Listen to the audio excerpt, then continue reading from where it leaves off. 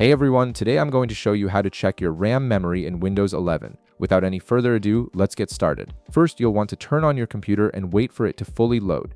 Make sure Windows 11 has completely booted up and you're on your desktop before proceeding to the next step. This ensures all system resources are properly initialized and you'll get accurate information about your RAM.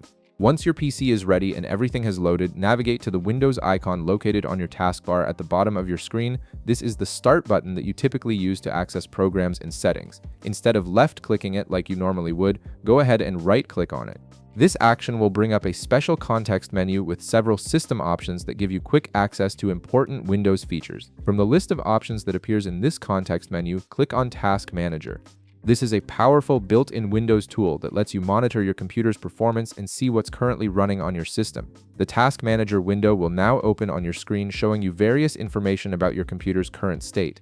In the Task Manager window, you'll notice several tabs at the top. Click on the Performance tab to access detailed information about your computer's hardware.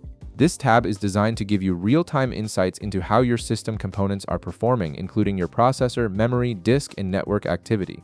Once you're in the Performance section, you'll see a visual representation of all your computer's hardware performance metrics displayed in an easy-to-understand format. Now, on the left-hand side of this window, you'll see a menu listing different hardware components.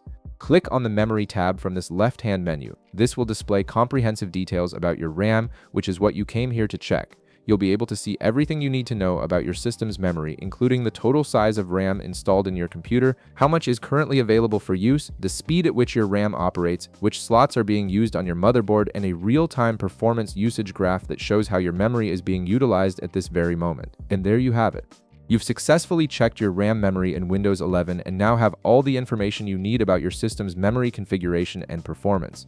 If this video helped you out, be sure to leave a like, subscribe, and I'll see you in the next one.